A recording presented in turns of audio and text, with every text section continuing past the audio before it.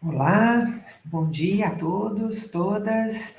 Espero que todos estejam bem, que tenham descansado para a nossa segunda atividade do dia, do primeiro seminário da Rede Ibero-Americana de História da Educação e Ciências. Eu sou Kátia Braghini, estou aqui de anfitriã e hoje a gente começa às 9 da manhã com a mesa 3, Renovação no Ensino das Ciências e Sua Cultura Material. Para essa mesa, eu tenho o prazer de chamar a nossa coordenadora, a professora doutora Yara Rosa Rios Alcântara, e também o nosso comentarista, o professor doutora André Dalben. Perdão. Gente, eu quero apresentar primeiro, né, os nossos componentes de mesa. Primeiro, a nossa coordenadora, a professora Yara Alcântara. Ela é doutora e mestre pela Universidade de São Paulo e graduada em pedagogia pela mesma universidade. Atualmente, a professora é também pesquisadora da Universidade Federal de São Paulo, a Unifesp, no campus de Diadema. Atua principalmente nos seguintes temas: formação de professores, memória e profissão docente, cultura escolar, cultura material escolar, história econômica da escola, legislação escolar e história da administração escolar. É membro do Núcleo Interdisciplinar de Estudos e Pesquisas em História da Educação, UNIEP, na Universidade de São Paulo, e do Grupo de Pesquisas em História da Educação e Ciências da Unifesp Diadema. Eu tenho que indicar que a professora Yara tem muitos trabalhos sobre a história econômica e possui um doutorado belíssimo sobre a circulação transnacional de materiais escolares, dando foco às carteiras, além de um grande número de trabalhos interessados na história da instrumentação científica no estado de São Paulo. Já o nosso comentarista, o professor André Dalben, ele é doutor e mestre em Educação e História Cultural pela Universidade Estadual de Campinas. Ele tem estágio sanduíche na Université de Montpellier, na França, e é licenciado em Educação Física. Atualmente, ele é professor adjunto também na Universidade Federal de São Paulo, no campus de Santos, no Instituto de Saúde e Sociedade. Né? Também trabalhou na Universidade Estadual de Londrina. Fez seu pós-doutorado em História na Pontifícia Universidade Católica e foi professor visitante na Universidade de La República, no Uruguai. Ele é líder do grupo de pesquisa História, Lazer e Políticas Públicas em Educação Física e possui experiência nas áreas de História da Educação Física e História da Educação. Eu agradeço muito pelo aceite do convite do nosso colega André, e agora eu passo a coordenação à professora Yara. Boa mesa para vocês, gente. Muito obrigada, Kátia. Gostaria de enfatizar a satisfação de compartilhar com vocês nesta manhã esta mesa 3, né, uma mesa que é formada por jovens pesquisadores. Prazer também, satisfação de estar aqui com o professor André, não é? Nós apresentarmos, né, jovens pesquisadores é um ato de esperança, não é? Porque são aqueles que estão iniciando suas trajetórias, não é? São aqueles que estão inovando, não apenas em seus temas de pesquisa, não é? Mas também nos seus lugares de ensino, não é? Nas suas relações com os estudantes, nas suas relações com as universidades. Então, é uma satisfação, não é, nós estarmos aqui nesta mesa 3, no nosso segundo dia do primeiro seminário da Rede Ibero-Americana de História da Educação em Ciências. Eu tenho um enorme prazer de pesquisar sobre essa temática da história do ensino de ciências naturais, né, e a sua materialidade. E, em primeiro lugar, nós, sem mais delongas, gostaríamos de convidar o professor Tiago Rodrigues da Silva, não é, para fazer a sua fala. Ele é graduado em Ciências Biológicas e Pedagogia.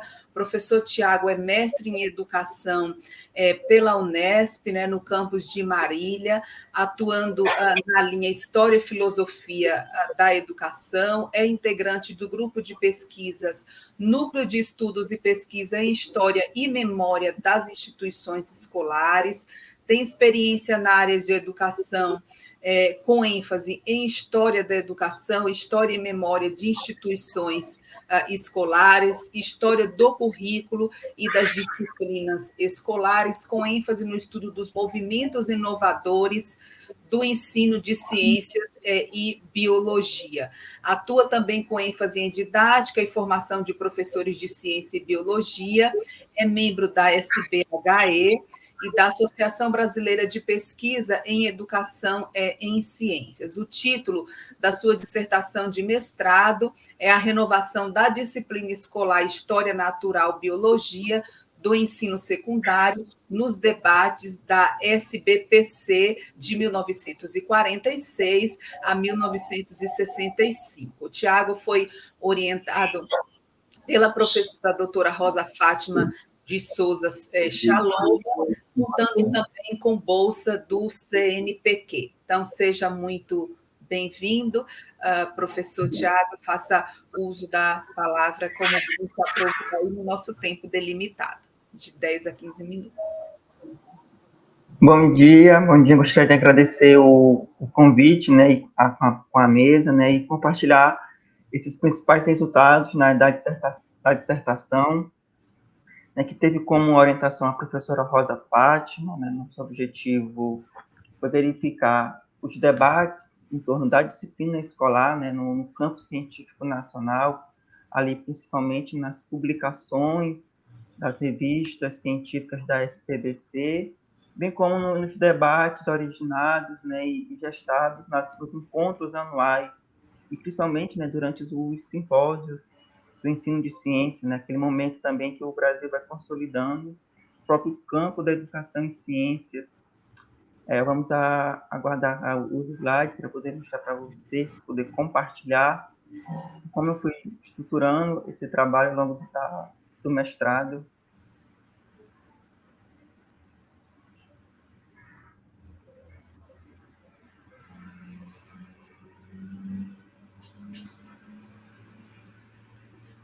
Esse trabalho do professor Tiago, né, que você vai apresentar aí resultado da sua dissertação.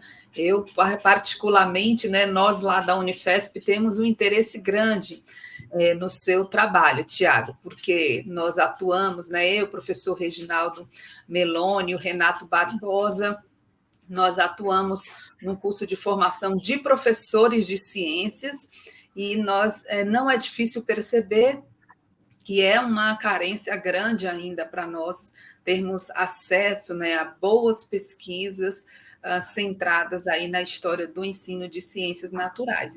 Então, para nós, o seu trabalho, né, eu já te adianto que para nós o seu trabalho se tornou também uma referência. Ele tem circulado lá entre nós.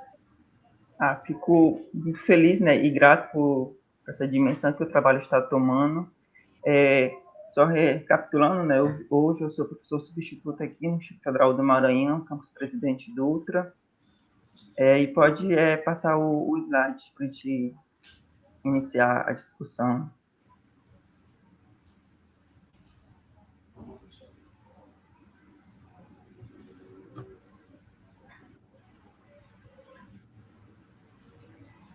Professora Kelly, você pode passar o slide, por favor. Bom, não, então, recapitulando, né, a dissertação, ela teve como título a renovação da disciplina escolar História Natural e Biologia, e aí foi uma opção nossa que nós fizemos por utilizar as duas nomenclaturas, porque nós percebemos que durante esse intervalo, do recorte temporal entre 46 e 65, houve essa discussão entre o campo científico, né, de que nomenclatura utilizar na disciplina, né, é muito perceptível nas fontes, que ora os professores e pesquisadores, biologistas, chamavam de disciplina de história natural, ora chamava de biologia, ora chamava de ciências físicas e biológicas, E também havia um debate do Estatuto das Ciências de Referência, né, no Estatuto Epistemológico, que a disciplina deveria seguir. E recapitulando, né, eu vou partir de 46, momento onde a disciplina de biologia ela é retirada da escola secundária, retirada da reforma Capanema, e em 65, quando são criados centros de ciências no país, em Pernambuco, na Bahia, em Minas Gerais, São Paulo, Guanabara e Rio Grande do Sul. Então, durante esse intervalo, eu vou perceber os debates da SPDC em torno da construção dessa disciplina escolar, principalmente, né, de prescrições de como deveria ser essa disciplina renovada. Pode passar, por favor?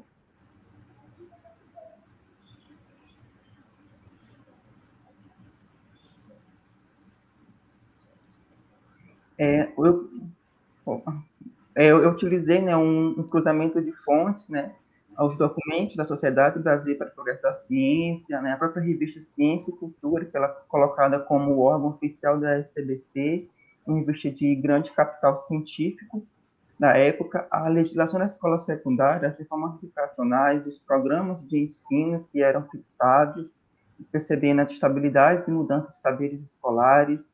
Os livros didáticos, né, nós não tivemos a opção e o interesse de analisá-los, mas percebemos que havia uma circulação e uma prescrição de que livros didáticos seriam necessários para essa renovação do trabalho docente da disciplina escolar.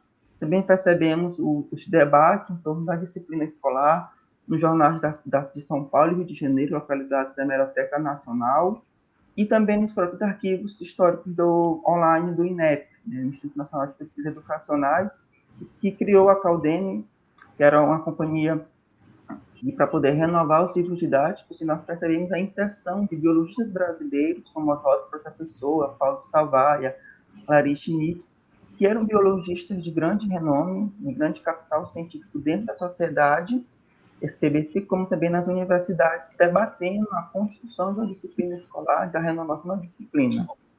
A dissertação, né, eu terminei estruturando ela em 4 capítulos, seguindo um pouco da lógica mesmo de campo do Pierre Bourdieu. Né, o primeiro definindo o que é SPBC, o que era esse campo científico, como ele foi formado e como a biologia e o ensino de ciências estavam dentro da SPBC com grande destaque. O segundo capítulo eu vou trazer uma análise das mudanças da disciplina escolar, que é ora biologia, ora história natural, esse cenário de permanências e instabilidades dentro da escola secundária, né, fazendo uma análise dos programas oficiais, né, do currículo oficial prescrito, e como a SPBC ela se inseriu dentro desse debate, já rejeitando, né, a disciplina história natural, a partir do final dos anos 40. O terceiro capítulo eu vou trazer o que conseguimos captar dentro da SPBC, que foram os debates em torno da disciplina, sobre quais programas deveriam ser renovados, quais conteúdos deveriam ser introduzidos, quais práticas eram consideradas exemplares para a renovação da disciplina escolar, as justificativas que foram dadas para essa renovação, esta mudança no estatuto biológico e a prescrição de livros didáticos.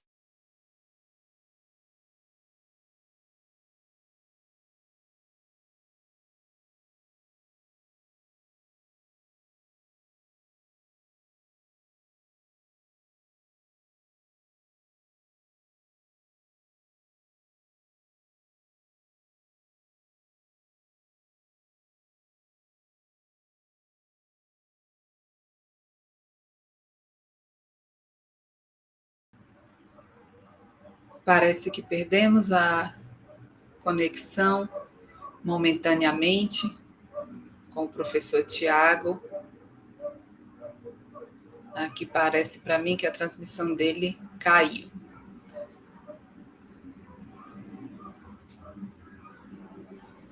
Podemos agora dar um instantezinho, caso não volte, eu posso fazer a minha apresentação, e aí quando o professor Tiago conseguir...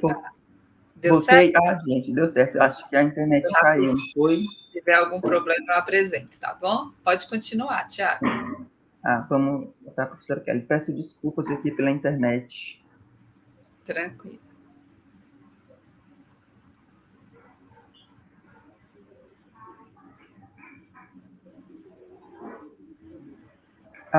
Então, eu vou trazer para vocês alguns pontos principais desses resultados. No primeiro capítulo, é sempre importante destacar Que sociedade científica é essa que eu estou verificando? Né? É uma sociedade formada, criada em São Paulo, conduzida por biologistas paulistas, e eu vou destacar 3 nomes de renome.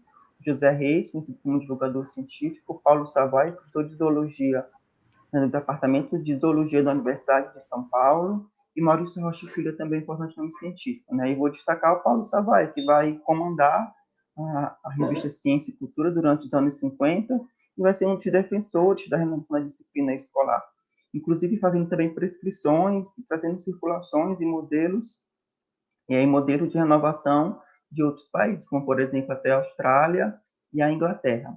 E ali nos microcosmos, né, a STBC, ela tinha um caráter também de divulgação científica e de congressos anuais. Esses congressos, nós podemos perceber que durante os anos 40 a 50 foram mais de 200 simpósios sobre a biologia, portanto, era um campo científico dominado pela biologia e comandado por professores de biologia. E nós vamos ter a consolidação e a criação, né, dos simpósios de ensino de ciências com o objetivo de aproximar o campo científico com os professores da escola secundária, visando esses debates em torno do ensino das ciências, principalmente em 3 questões: os programas de ensino, os métodos de ensino e o trabalho de formação docente. Pode passar, por favor. A SBC ela também vai ter uma revista que vai dizer que é o seu órgão oficial. Durante o período do recorte da pesquisa, nós conseguimos identificar mais de 140 artigos dedicados à educação nacional, né? E dentro desses artigos, 30 dedicados exclusivamente para o debate em torno da disciplina escolar História Natural e Biologia. Né? E nesse momento nós vamos ter uma comunidade disciplinar formada por professores, principalmente da universidade, uma exceção excepcional do professor Carlos Nóbrega Rosa, e professor da Escola Secundária de São Paulo, da professora Miriam, ela é professora, então, do IBEC São Paulo. Então, são esses artigos que vão ser a nossa principal fonte para identificar esse processo de debates e embates em torno da disciplina escolar. Pode passar, por favor. Bom, né, no segundo capítulo, né, eu vou trazer essa análise dos programas oficiais da disciplina escolar publicados pelo Ministério da Educação através de portarias, percebendo essa instabilidade e mudança de saberes escolares da própria organização da disciplina escolar por esses saberes, né? Então, quando a disciplina de biologia é colocada em 42, nós conseguimos perceber uma certa organização em biologia, zoologia, e uma disciplina escolar que era antidarwinista, né? Naquela reforma Capanema, todo o conteúdo de Darwin foi retirado da disciplina escolar, e com o retorno em 46 da História Natural, nós temos uma outra organização, né? É uma disciplina agora pautada também agora pela mineralogia, zoologia, geologia, e há um retorno dos pressupostos teóricos, né, biológicos de Darwin. Né? E nós podemos perceber de como essas mudanças na nomenclatura, elas não eram um vácuo, elas também significavam, né, mudanças de como estruturar a própria ciência de referência, a própria biologia ou história natural. Pode passar, por favor. No terceiro capítulo, nós vamos trazer esses debates em torno da construção dessa disciplina escolar, dessa renovação, e há também, nesse momento dos anos 50, né, de muito impasse, né, porque nós podemos perceber que os biologistas também ficavam na dúvida e faziam defesas.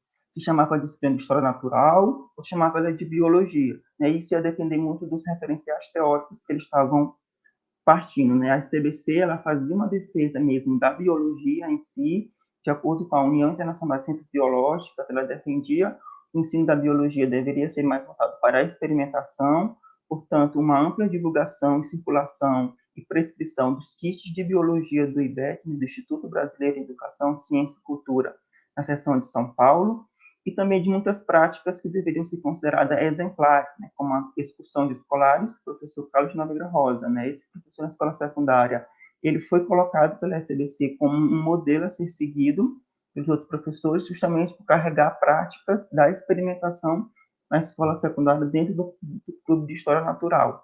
Pode passar, por favor.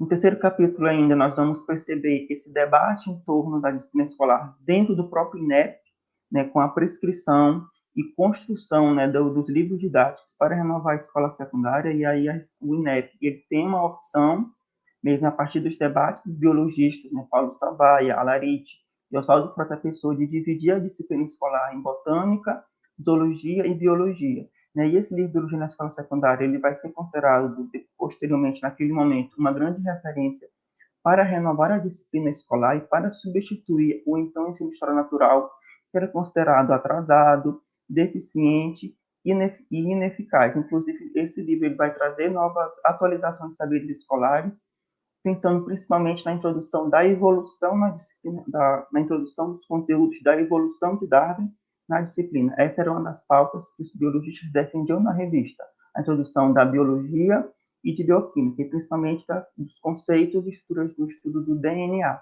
Pode passar, por favor.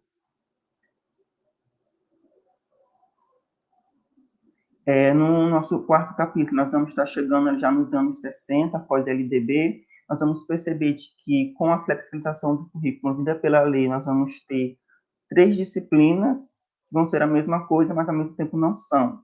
E nós vamos ter a disciplina História Natural, a disciplina Biologia, Ciências Físicas e Biológicas, as 3 disciplinas com o objetivo do ensino dos fenômenos naturais e biológicos.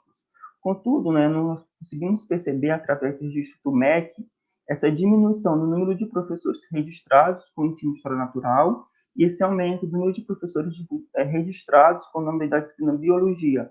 Então, justamente no momento que nos anos 60, nós vamos ter essa maior divulgação, circulação e prescrição, de como deveria ser essa renovação, dessa substituição. Então, é um momento de muitos tensionamentos e disputas em torno da disciplina. Pode passar, por favor. Também nos anos 60, nós vamos ter na SPBC uma defesa muito ampla, do uso dos BSC, que era um grupo de estudos biológicos no currículo de biologia criado em São Paulo, em Colorado, nos Estados Unidos, que fez essa tradução e adaptação para o Brasil a partir dos professores do IBEC. Nós conseguimos identificar a primeira versão da tradução dessas obras, que foi a versão de Ecologia, lançada em São Paulo, em 63, em uma reunião com professores da América Latina, que participaram, mais de 30 professores vieram para São Paulo para participar desses debates e de um treinamento de professores na América Latina e no Brasil de como se utilizar esses livros, de como utilizar esse novo Estatuto da Biologia, dedicada à biologia pela experimentação, dedicada à biologia com o ensino de sistemas unificadores, havia uma ampla defesa de união e consolidação das ciências biológicas para os estudos do ensino secundário. E esses livros são bastante prescritos na SPBC como o verdadeiro livro da renovação da disciplina escolar, como o mais adequado. Pode passar, por favor. Na SBC nós vamos ter várias prescrições de que a disciplina Biologia deveria ter liberdade de currículo, livros atualizados e deveria dar muita ênfase ao trabalho laboratorial, às discussões científicas, ao ensino pela experimentação. Também nós vamos ter um movimento dentro da SBC de ampla defesa da introdução dos conteúdos de DNA e RNA na disciplina escolar, inclusive com prescrições de como trabalhar esse conteúdo a partir de kits e de modelos. No caso, é o exemplo da descrição do material do DNA, onde era como um quebra-cabeça, onde o professor deveria montar junto com seus alunos para compreender todo o processo de transcrição e tradução gênica. Pode passar, por favor. Já finalizando a dissertação, nós vamos ter esse amplo debate em torno da disciplina escolar dentro dos centros de ensino de ciências, percebendo o centro de ensino de ciências como um local de divulgação e consolidação dessa disciplina escolar renovada, realizando treinamento de professores, publicando material especializado, fazendo a divulgação científica. No caso, o quadro da slide ele vai trazer uma série de cursos que foram ofertados pelo Centro de Ensino de Ciências do Nordeste, localizado em Recife, visando a formação e a atualização desses professores para uma renovação da disciplina escolar. Pode avançar, por favor. E para finalizar, nós temos a consideração de que a SPBC ela participou do amplo debate nacional sobre a nossa disciplina escolar, principalmente dando ênfase ao ensino de biologia, considerando que era uma sociedade científica formada e dominada por biologistas. Os principais debates em torno da SPBC giraram em torno dos programas e currículos, quais deveriam ser os programas, os currículos, os métodos de ensino, o trabalho docente, e que havia um intenso debate em torno das mudanças de que deveria ter a disciplina escolar, não a mudança no estatuto epistemológico, a disciplina deveria ser deslocada da história natural para uma biologia mais evolutiva, pensando na consolidação das ciências biológicas enquanto campo científico autônomo. E, claro, nós conseguimos perceber, ao longo do recorte temporal, vários tensionamentos e disputas em torno da disciplina escolar. Pode avançar, por favor.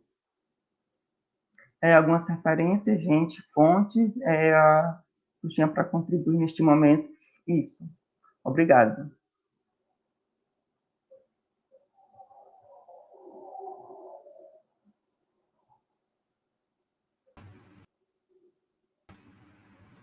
Muito obrigada, Tiago, por esta apresentação tão instigante. Não é? Ao final poderemos conversar um pouco mais sobre ela.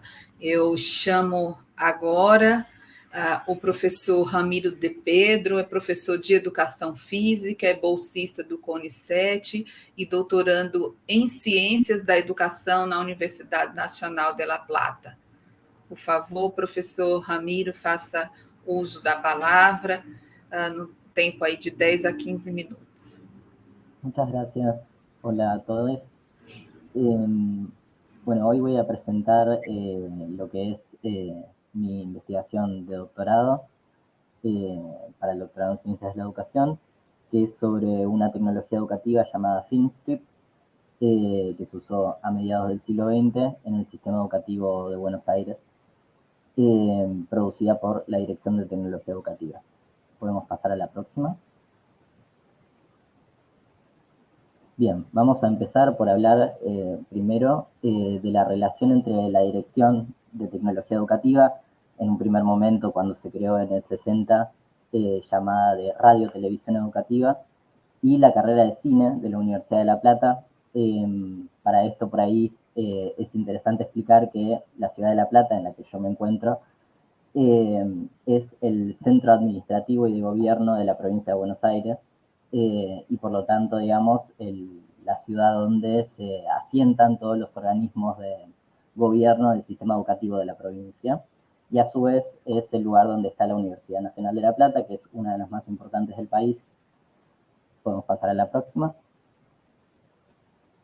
Bien, comienzo por explicar un poco el origen de la carrera de cine, que está muy ligado, como decía, al origen de la dirección también de Radio Televisión Educativa, que finalmente va a producir esta tecnología, que empieza en 1955 en forma de un curso sobre cinematografía en la ciudad de La Plata, porque se había armado como una comunidad alrededor de los cineclubs en esa época, y le impulsa Cándido Moneo Sanz, que es una persona bastante particular porque es un titiritero muy reconocido a nivel nacional y latinoamericano también. Siempre tuvo una preocupación por los espectáculos infantiles y educativos. Y también era director de cine. A ese curso se acercan alrededor de 300 alumnos y por lo tanto la universidad, viendo el interés que esto despertó, en 1956 crea el Departamento de Cinematografía en la Escuela Superior de Bellas Artes, que era parte, digamos, de la Universidad Nacional de La Plata, ya otorgando un título oficial de realizador cinematográfico. Y acá viene algo muy interesante para la investigación, es que en 1958 se instauran dos especialidades dentro de esa carrera, que son la de cine documental, pedagógico y científico, y también cine infantil, dibujo animado.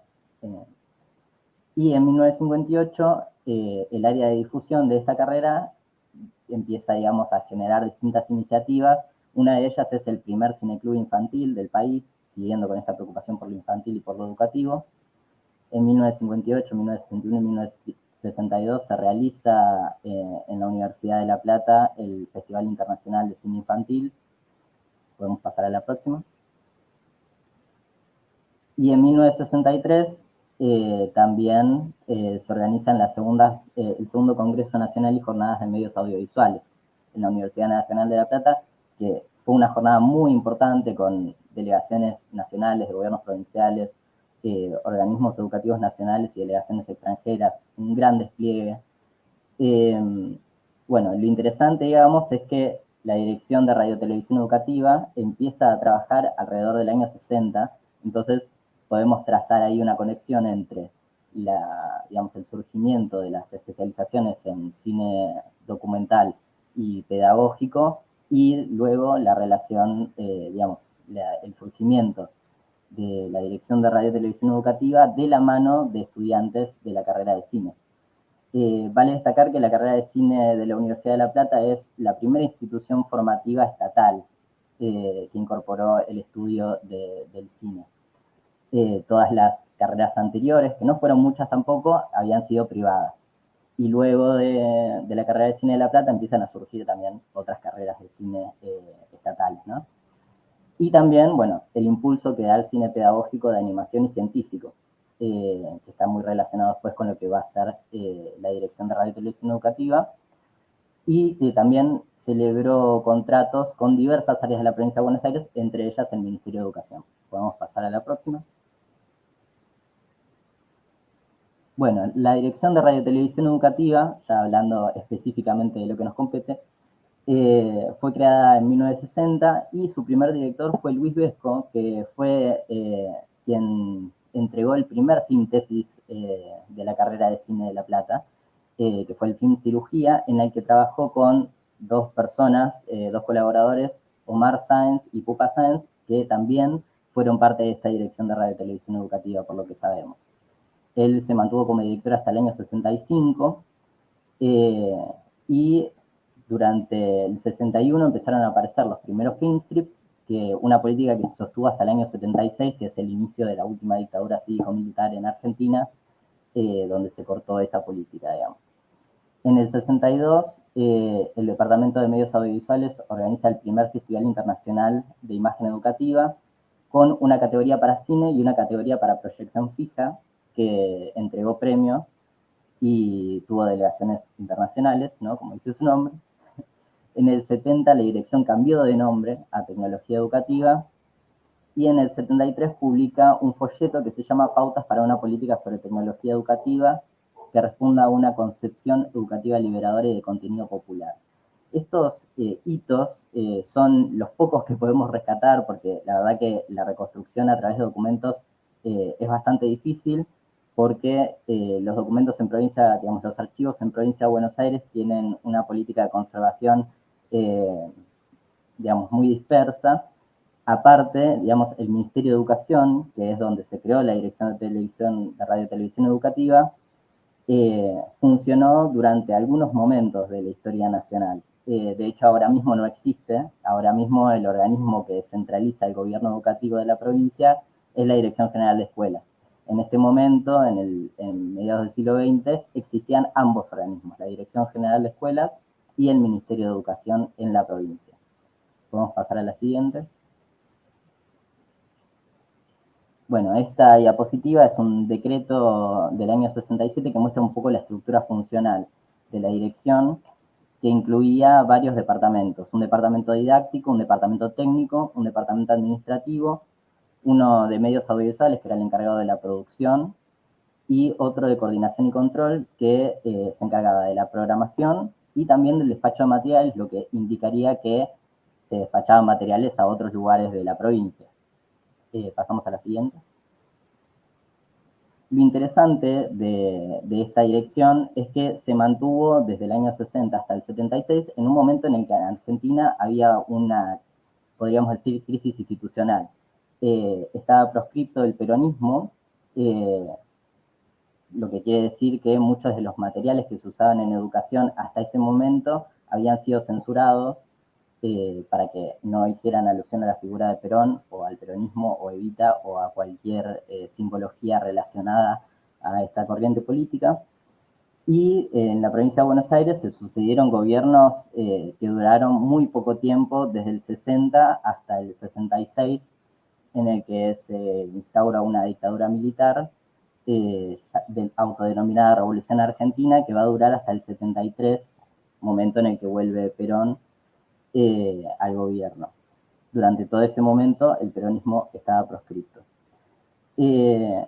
Durante el 73 hasta el 74 dura el gobierno de Perón, luego Perón muere, y en ese momento hay una radicalización, podríamos decir, de muchas políticas educativas que, por ejemplo, hablaban de antiimperialismo y de educación popular, Y luego en el 74, por, digamos, diferencias entre las facciones del peronismo, se hace cargo del gobierno, luego de la muerte de Perón, la derecha peronista, y interviene universidades y hace distintas intervenciones dentro de la política educativa. Podemos pasar a la siguiente. Por eso los film strips son tan interesantes, porque cubren todo ese momento de una política divergente, podríamos decir, y es interesante ver, digamos, si la política nacional tuvo continuidades o no en el film strip, también como discurso visual oficial, ¿no? Que sale de una dirección oficial del Ministerio de Educación de la provincia, que no es el gobierno nacional, por lo tanto también ahí puede haber otras diferencias. Para explicar un poco qué son los film strips son una tecnología de proyección de imágenes fijas, son una tira de película de 35 milímetros, la que se usa también para cine, más o menos de 1 metro de longitud, que puede tener de 20 a 25 imágenes, de 20 a 50 imágenes, perdón. En general se usaban restos de la industria cinematográfica, por eso también es bastante oportuno, digamos, la relación con la carrera de cine, porque pensando en que pudiera haber desechos de tiras de 35 milímetros, esas fácilmente podían ser las que se usaban para crear los film strips luego. En general cuenta una historia, digamos, en esas 20 a 50 imágenes, que puede ser una cuestión documental o una narrativa. Son resistentes, fáciles de almacenar y más económicas que las placas de vidrio, que era lo que se utilizaba para la proyección de imágenes fijas hasta ese momento. Y algo muy interesante de esta tecnología es que la secuencia de las imágenes no puede ser alterada. Por lo tanto, una vez que se produce el film strip, digamos, queda así. No se puede cambiar la narración, la narrativa. A diferencia de las diapositivas que vienen, no sé si alguno recuerda en ese carrusel, pero uno puede alterar el orden, incluso puede combinarlas entre ellas. Bueno, en los film strip no. Tenemos la tira y así es como la única forma en la que se puede reproducir, ¿no?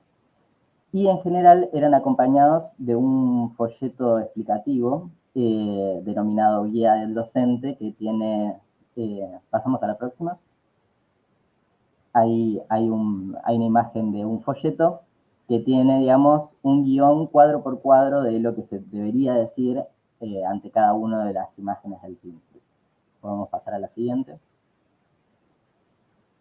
Bueno, sobre los film strips de la Dirección de Tecnología Educativa, podemos decir que hemos encontrado 27 títulos, pero por cómo están ordenados los números, podemos suponer que habría 50 en total, alrededor de 50.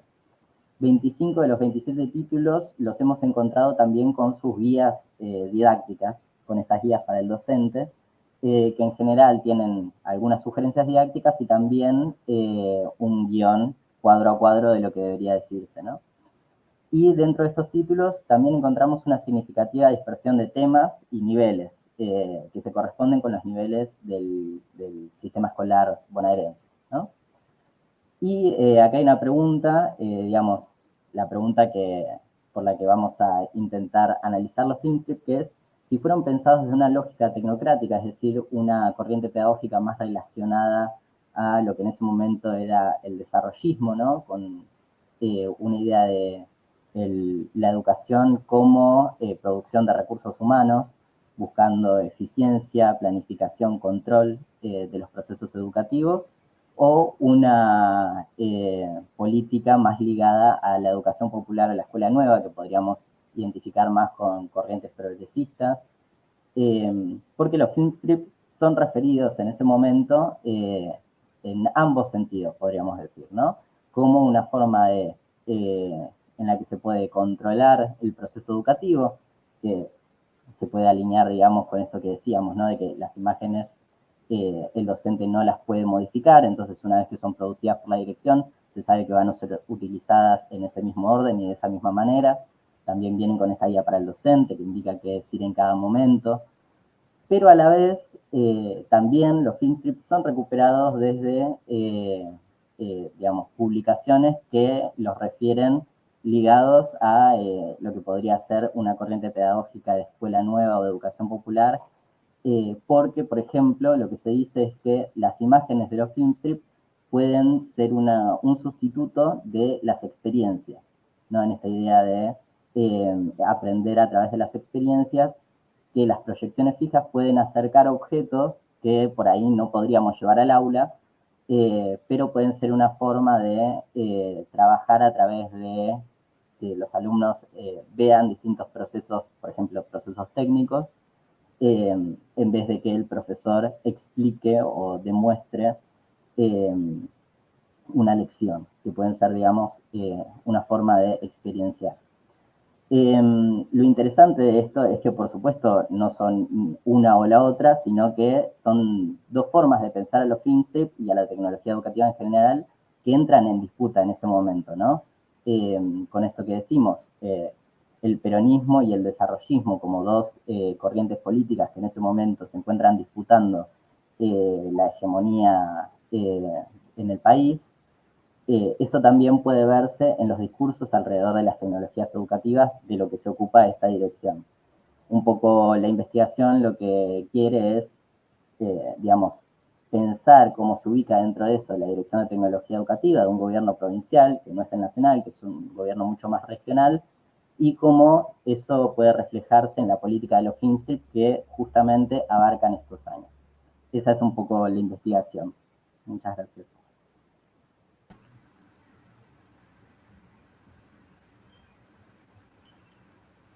Muitíssimo obrigada, professor Ramiro, pela apresentação tão bela, não é? Que nos traz tantas questões sobre a tecnologia educacional, a educação popular, nessa segunda metade do século XX, né, em que nós sabemos que muitos países vão vivenciar aí um período de expansão, sobretudo da educação secundária. Então, expectativas de conversar mais com você, de te ouvir mais também sobre esse tema, né? Agora eu peço para nossa querida Kelly que exiba aí os slides da minha apresentação. A Kátia já fez uma apresentação, né, minha, eu sou a professora, relembrando, eu sou a professora Uyara Alcântara, atuo na Universidade Federal de São Paulo, um curso de formação de professores de ciências, e agora eu passo a compartilhar com vocês essa minha discussão sobre as tecnologias a todo vapor ou as condições materiais de expansão do ensino de ciências naturais na virada do século XIX ao XX. Então, eu vou falar de tecnologias a todo vapor e uma fonte específica que pode nos ajudar muito no estudo da circulação transoceânica de objetos científicos aí nesta passagem do século XIX ao XX. Próximo, Kelly, por favor. Então, a questão é desenvolver uma análise teórico-metodológica, sobretudo lançando mão de uma categoria de um arqueólogo, a categoria de redes, né? Há um arqueólogo chamado Calnapet, e ele usa esta categoria de redes para entender a materialidade e os objetos de um sítio arqueológico. Então, aqui eu pretendo desenvolver de modo muito breve uma análise teórico-metodológica dessa fonte, né? Que são os conhecimentos de embarque e também da perspectiva de rede do Calnapet, né? O Calnapet, quando ele fala de redes, não é o mesmo sentido de rede empregado, por exemplo, pelo Jean-François Sirinelli, que vai tratar das redes de sociabilidades, considerando mais as relações e os laços, né, mais ou menos formais entre pessoas. O Calnapet, ele só entende redes a partir das ligações, de conexões, de links e nós, humanos e não humanos, não é? Muitas vezes a gente fala em redes e pensa nessa circulação transnacional de objetos, de pessoas, ideias, e nós consideramos a relação entre os sujeitos. O Calnapet nos convida a pensar também a inserção das redes não humanas, né? Ou seja, como a materialidade cria limites e possibilidades para a estruturação de redes, tanto quando nós consideramos os sujeitos, como quando nós consideramos as coisas. Próximo, Kelly, por favor.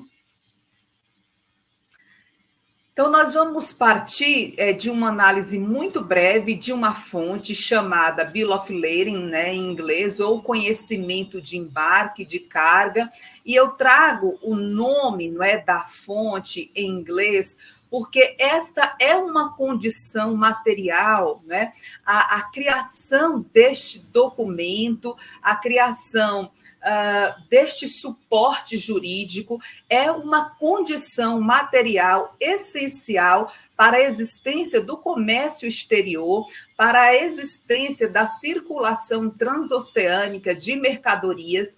E aqui eu foco especificamente no caso dos objetos científicos, né? Essas mercadorias elas vão poder circular com mais agilidade, sair de um determinado país e ser desembarcado no porto de outro país pela criação deste suporte material, que é este documento, conhecimento de embarque, um documento criado no âmbito do comércio exterior. Por meio deste documento, a gente pode realizar um conjunto de análises, mas aqui eu destaco pelo menos 2 movimentos, né? O documento permite identificar as companhias de navegação a vapor que realizavam rotas comerciais regulares da França para o Brasil, os vapores que faziam estes comércios, os portos de embarque e desembarque das mercadorias, dos objetos científicos, né? E a gente consegue identificar neste documento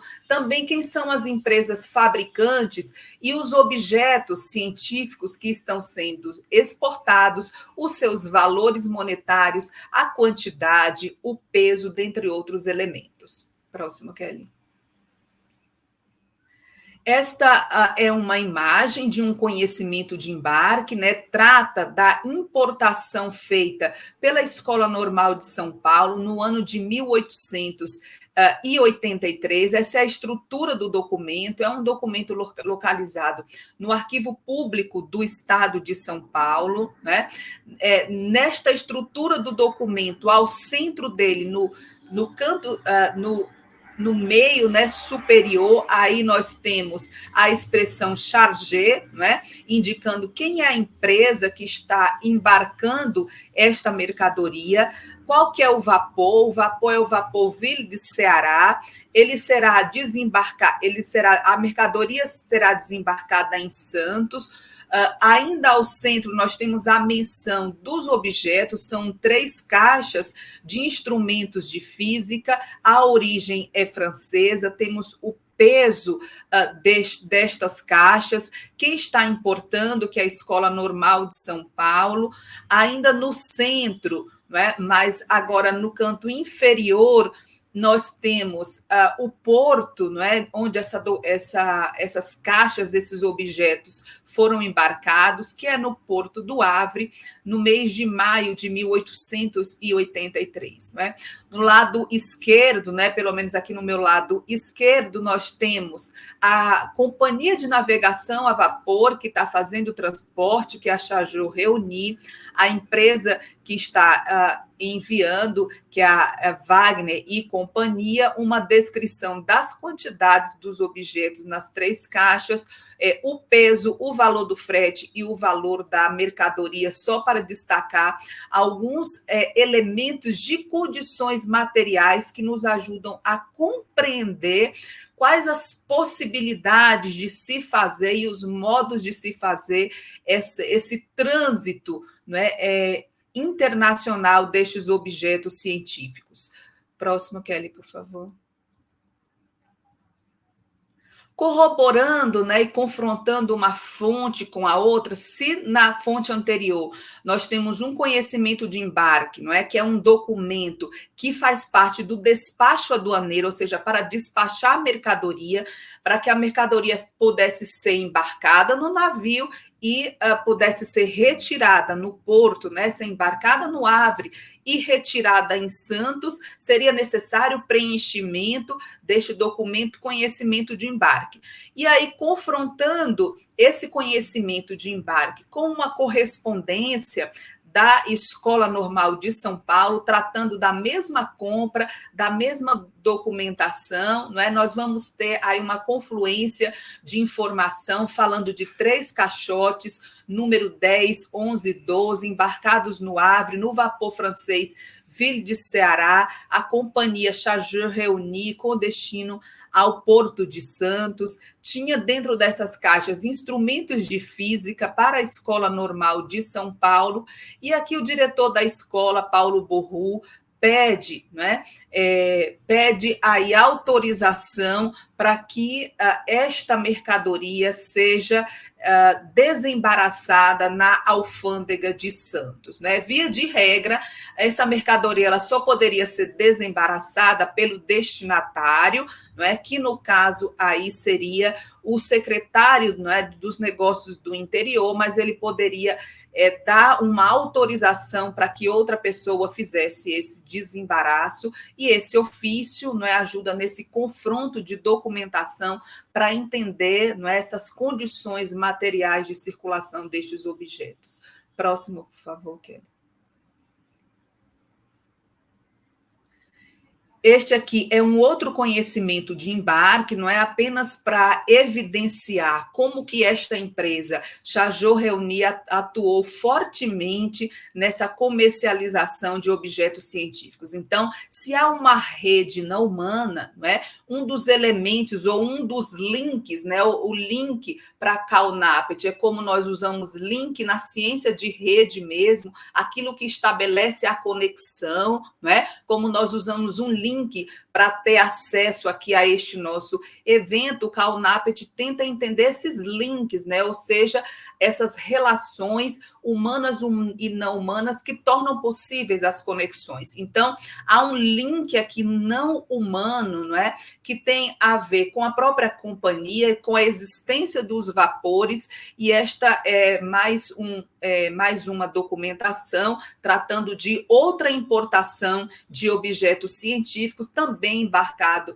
aí na companhia francesa Chageur Réunie por outro vapor, que é o vapor Entre Rios. Próximo, Kelly.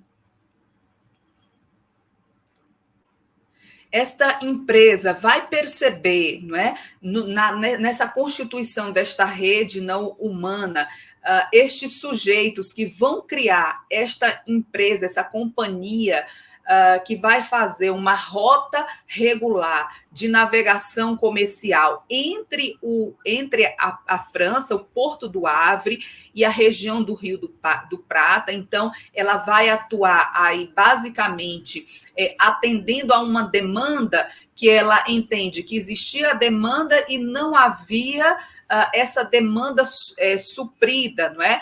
Para fazer o transporte regular do Porto do Havre para o Brasil e para a região do Rio do Prata, né? Então, passava aí também por Lisboa, Pernambuco, Bahia, Rio de Janeiro, Montevidéu, Buenos Aires, Rosário, né? O Paraná. Então, seriam alguns portos que seriam alcançados pela atuação comercial aí da Chageur Réunie. Próximo. Esta é uma propaganda da empresa também Chageur Réunie no almanaque administrativo mercantil do Rio de Janeiro, né, também no final do século XIX, que vai dar notícia de todos os vapores, seus horários de saída do Porto do Havre, seus horários de atuação. Próximo, por favor, Kelly. Permite identificar também as empresas, né? Então, nessa documentação, nós vemos aí que na comercialização destes objetos científicos para a Escola Normal de São Paulo, dentre outras empresas, 2 se destacam, que é a Maison Desrolles e a Paul Rousseau, né?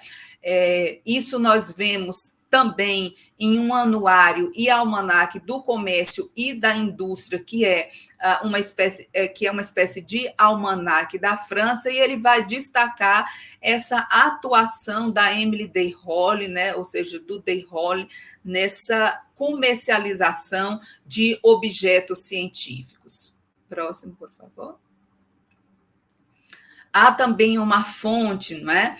No Arquivo Público do Estado de São Paulo, uma nota de compra, algumas notas de compra dessa Maison Paul Rousseau, que vai também vender estes objetos. Nós vemos aí que a cliente, neste caso, é a Escola Normal de São Paulo, né? Isso é possível ler no centro da cártula, não é? Desta nota de compra.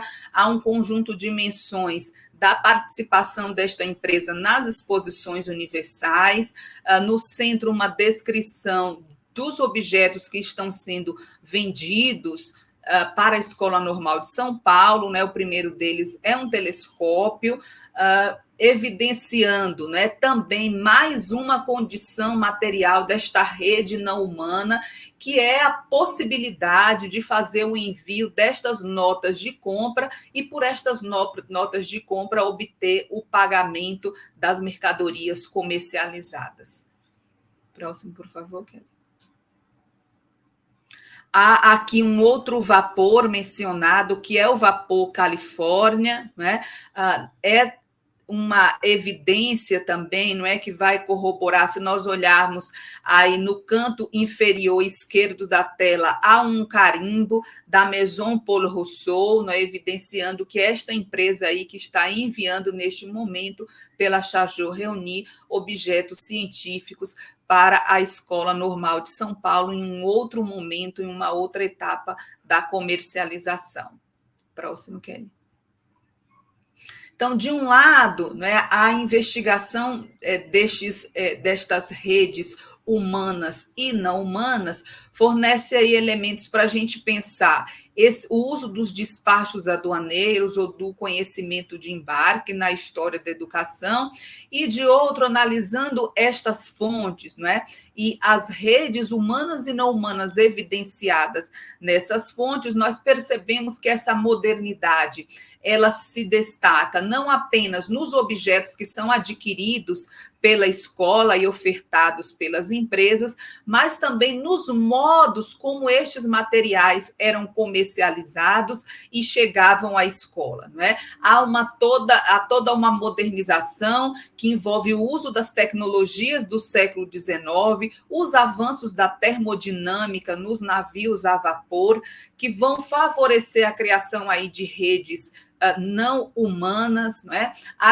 Uma criação de um conjunto de documentação jurídica, também uma condição material, não é, que tornará possível a circulação transoceânica dos objetos científicos nessa passagem do século XIX ao XX. Não é? Então, nós temos uma fonte específica, o conhecimento de embarque, que, confrontado com outras fontes, não é, notas de compra, ofícios e correspondências, vão apontar para a existência de relações entre os sujeitos, né, os empresários, os industriais, proprietários das empresas que vão comercializar, com os diretores da escola, com os secretários do interior, mas esses sujeitos não estabeleceriam seus links e seus nós, não é, a par das condições materiais, a par de uma rede não humana que torna possível a ação desses sujeitos. Então, as ações desses sujeitos não podem ser entendidas, e a própria existência dos objetos e a sua presença na escola não pode ser entendida a partir das condições materiais que, naquele momento, torna possível, criando limites e possibilidades, não é, para que estes objetos chegassem até as instituições de ensino. Muito obrigada, era isso que eu queria compartilhar com vocês. Na sequência, nós já chamamos o professor José Maurício Madi Filho e passamos há uma breve apresentação dele, né? Ele possui graduação em História pela Unesp, especialização em História, Sociedade e Cultura pela PUC de São Paulo, é mestre pelo Programa de Estudos Pós-Graduados em Educação, História, Política e Sociedade da PUC São Paulo, foi orientado, não é, pelo Kazumi, se eu não me engano, como eu vejo aqui, com o título do trabalho Animais Taxidermizados com Materiais de Ensino em fins do século XIX e começo do século XX. Não é? Ele obteve bolsa do CNPq nesta orientação pelo professor Kazumi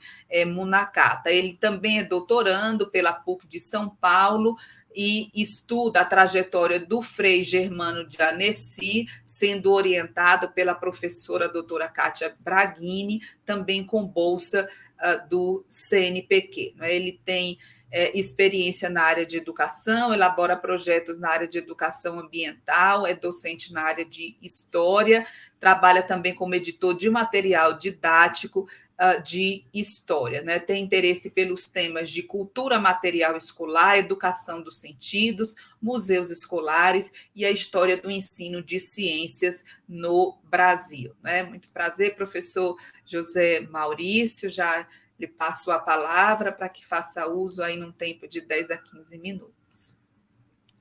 Obrigado a todos, bom dia a todos. Muito obrigado pela essa apresentação gentil e carinhosa. Quero dizer, antes de mais nada, que para mim é uma grande honra participar desse seminário com profissionais que são amigos e que eu tanto admiro. Muito obrigado mesmo.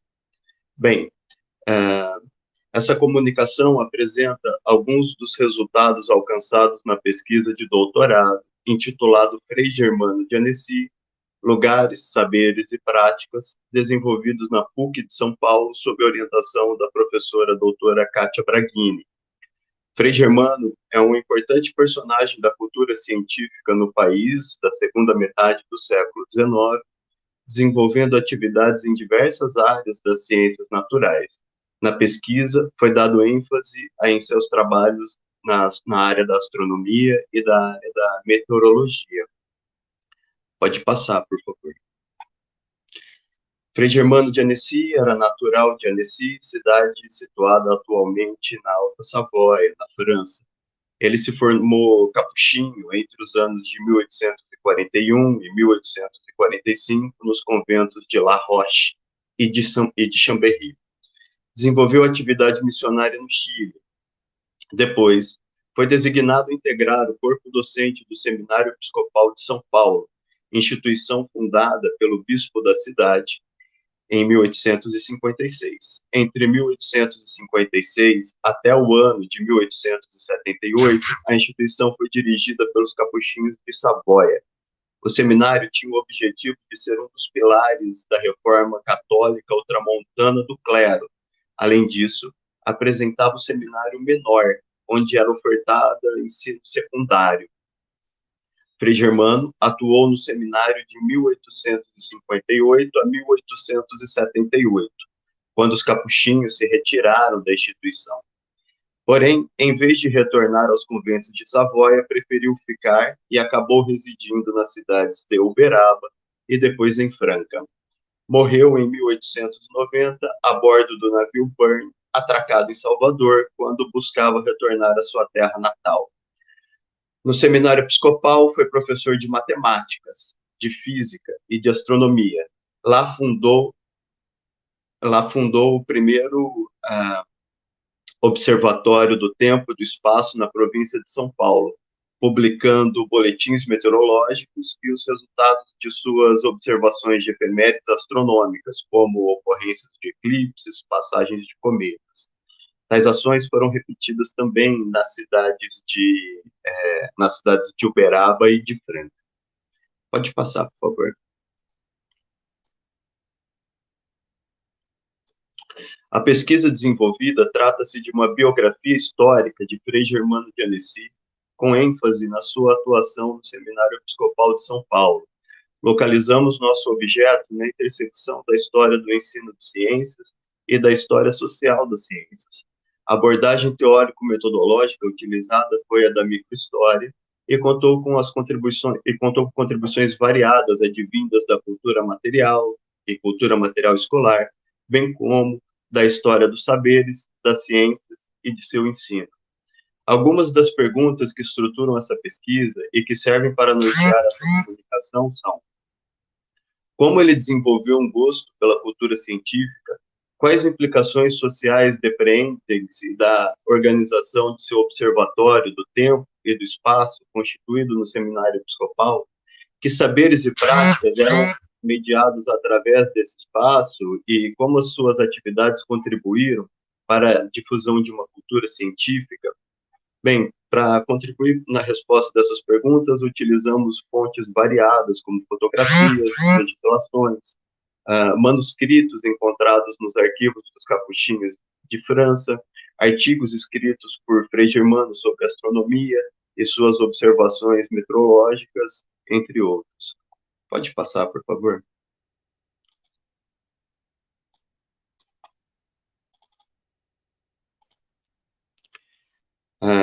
Frei Germano desenvolveu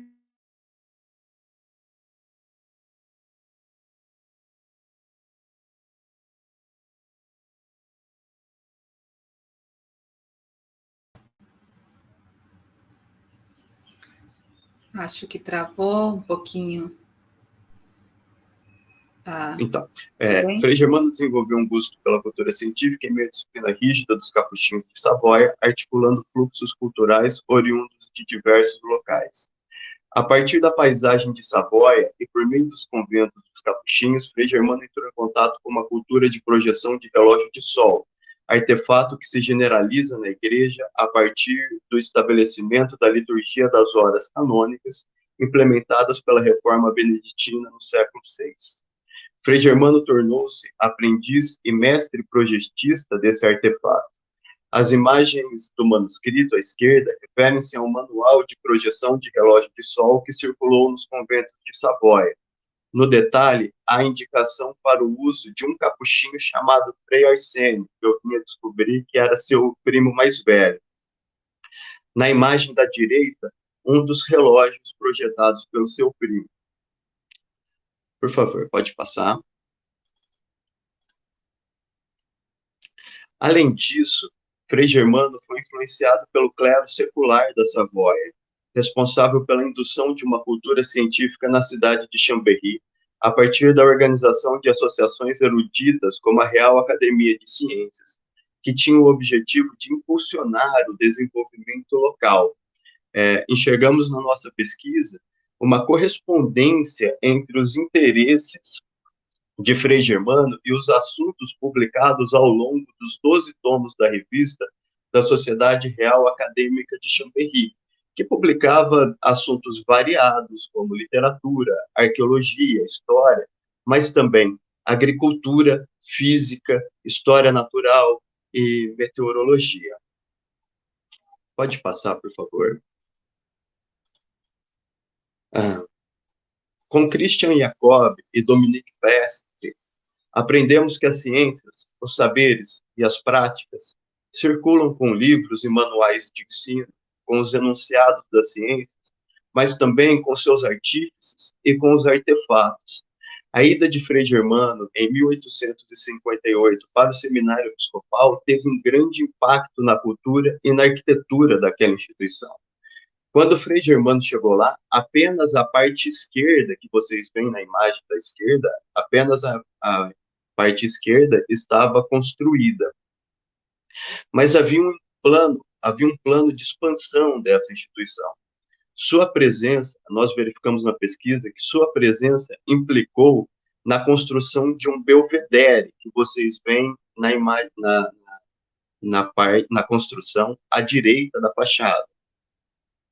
E também deu um relógio de sol.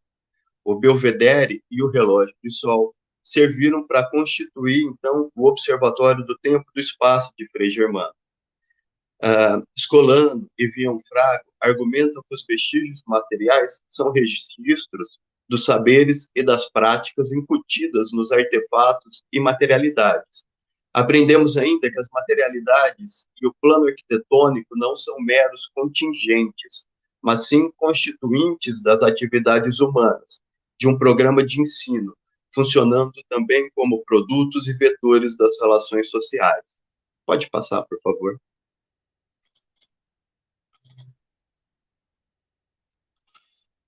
Bom, seu relógio alocado em uma das paredes do seminário episcopal foi projetado levando em conta as coordenadas geográficas da instituição e a posição relativa à latitude de São Paulo e ao eixo da inclinação da Terra. Trata-se de um artefato científico e educativo que começou a ser projetado em 1858, servindo também para discutir conceitos da astronomia de posição.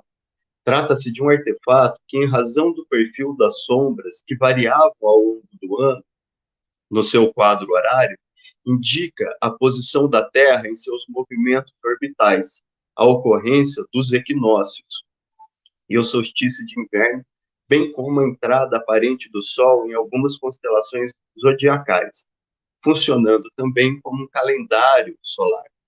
Mas não só. Associado ao campanário, criava uma paisagem sonora que serviu aos paulistanos para regular as horas em seus relógios mecânicos até o ano de 1912, data da inauguração do Observatório de São Paulo.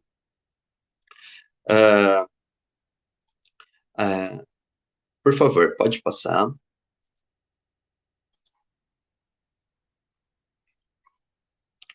Bem, já o Belvedere, ele favorecia uma dupla função. A de melhor permitir a observação do céu noturno, a observação dos astros e do clima. Frei Germano era lembrado como alguém que era capaz de identificar estrelas e designar constelações. Do Belvedere, ele realizou vigílias noturnas e publicou o resultado de observação de efemérides, como eclipses e cometas.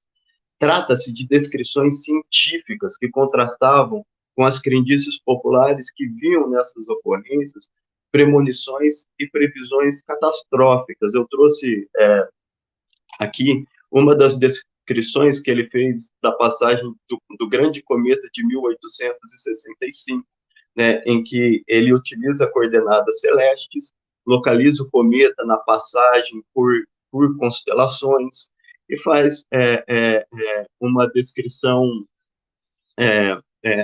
amparada em termos científicos e prescinde, então, de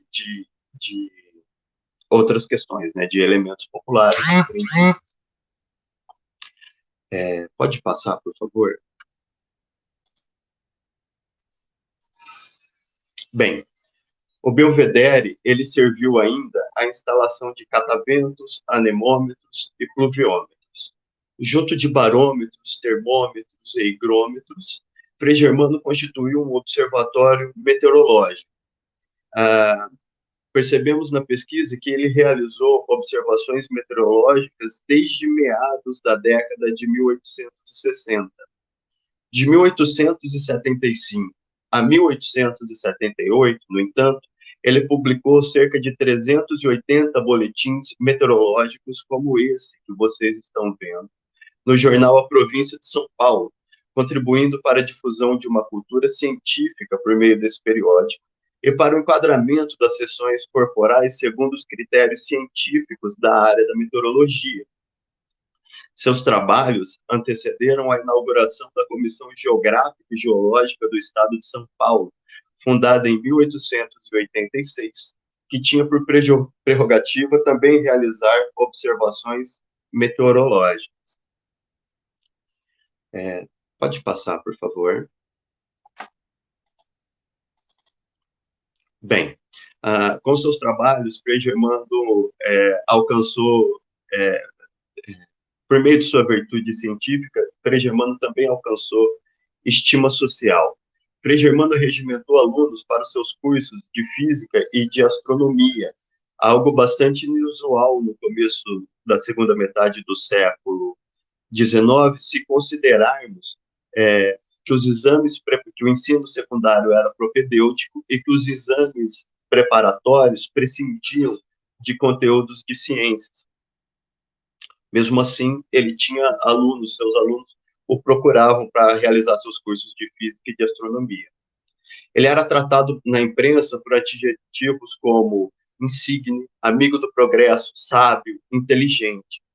As fontes indicam ainda que ele foi convidado por Dom Pedro II para assumir a vice-direção do Imperial Observatório do Rio de Janeiro, o IARJ, em 1878. Porém, ele recusou, alegando motivos de saúde. A produção de Frei Germano dialoga, direto ou indiretamente, com um movimento crescente de interesse no Império Brasileiro pela astronomia e também pela meteorologia. Pode passar, por favor.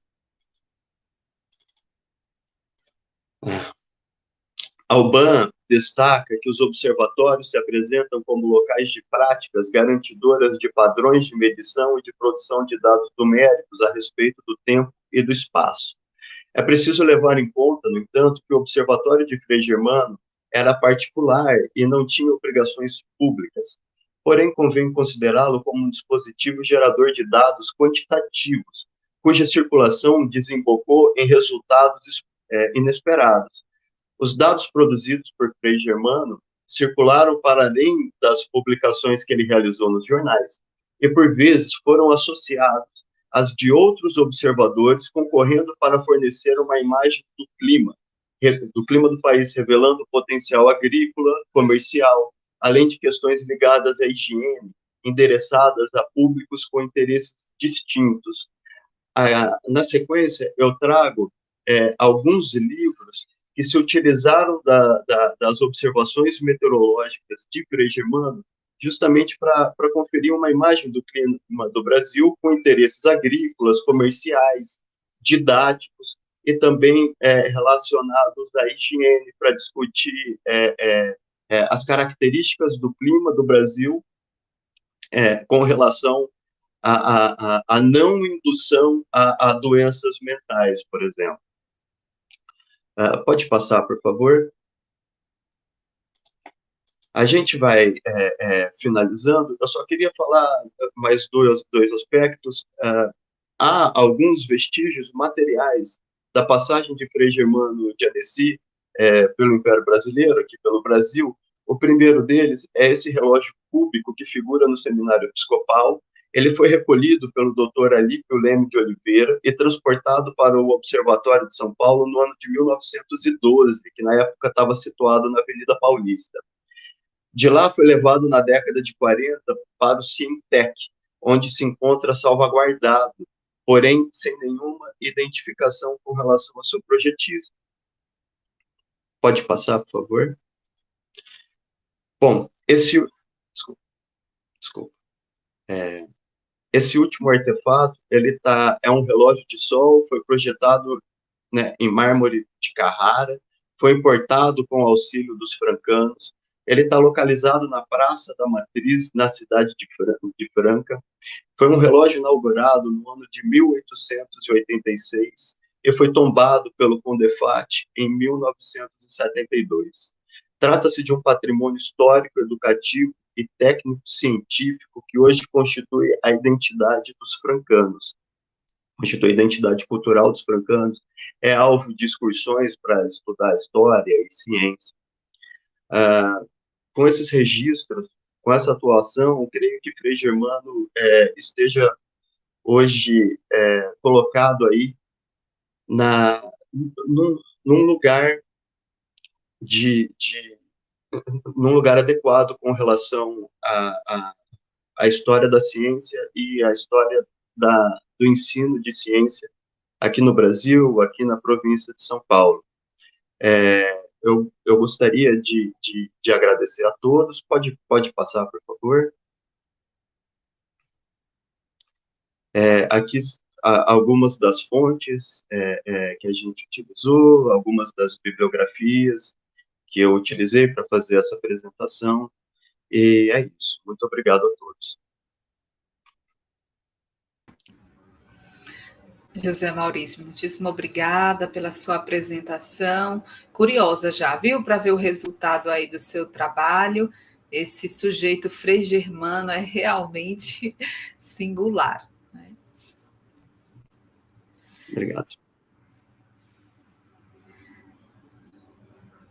Antes de nós passarmos aos comentários, nós agradecemos também aos comentários gentis, né, da professora Rosa Fátima Chaloba, do Kazumi Monakata, da Maria Gabriela Maione, sobre os trabalhos apresentados.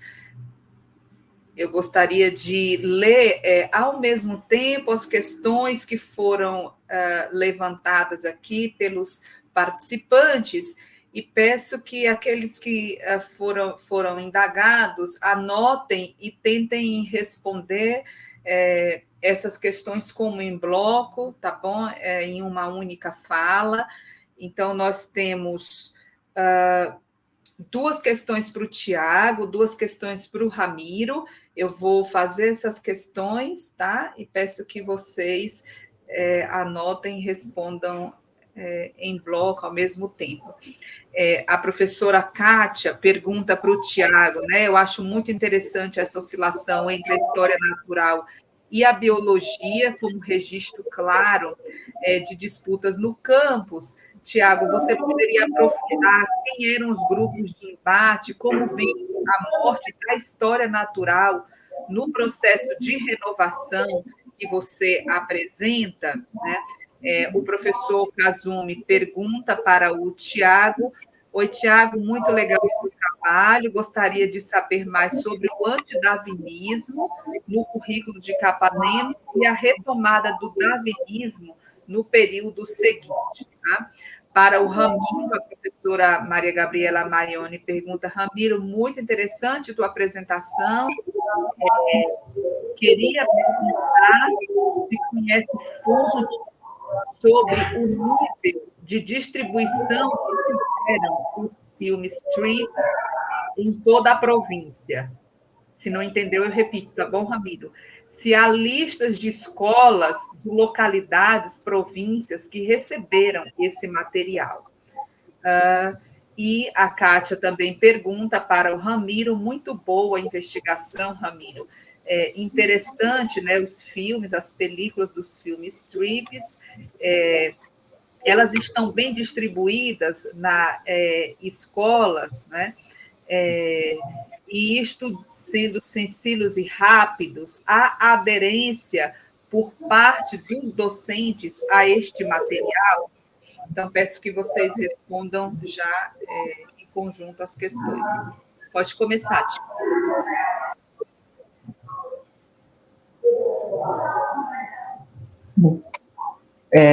Obrigado, professora Kátia e o professor Casimiro pelos questionamentos.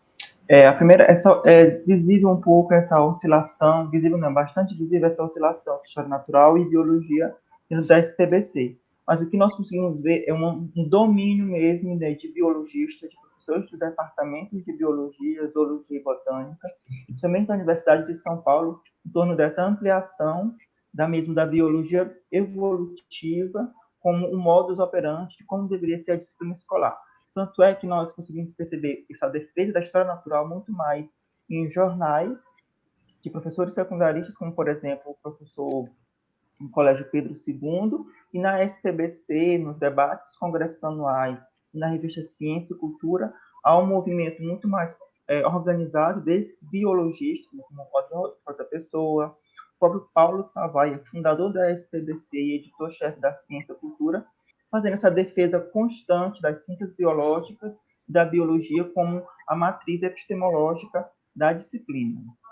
O professor Kazumi, eu consegui perceber, né, no currículo prescrito, né, de que quando o Capanema publicou, junto com ele, a Reforma Capanema, o currículo prescrito em 43, um dos criadores desse currículo foi o professor Cândido de Melo Leitão, já pesquisado pela professora Maria Cristina Santos, e na biografia desse professor, de outros estudos sobre a história da ciência e história do Museu Nacional, nós conseguimos perceber, né, de que o Cândido de Melo Leitão ele era antidarwinista, né, ele era muito mais ligado à evolução de Lamarck, Justamente no final dos anos 40, né, o Cândido de Mello, que propôs a reforma, que foi um dos responsáveis pela construção do currículo prescrito da Capanema, ele vai se afeiçoando, né, e vai deixando de ser esse antidarwinismo. Né? Tanto é de que no currículo da reforma Capanema, nós não temos a prescrição, por exemplo, de Darwin, né, dos ensinos das teologias, da teologia não, né, das teses evolutivas do darwinismo, apenas da descrição do estudo do Lamarck.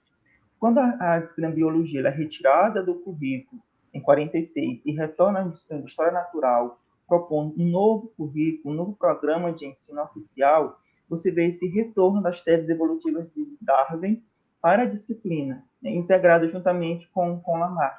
Então, nós conseguimos perceber este movimento em torno do ensino de evolução na disciplina, em 46, com uma pegada muito mais antidarwinista mesmo, e a partir de 46, uma pegada que vai se aperfeiçoando e se fazendo uma defesa cada vez maior dos ensinamentos e da evolução como matriz não só de conteúdo de ensino, né, não somente como saber escolar na disciplina, mas como a própria filosofia da disciplina.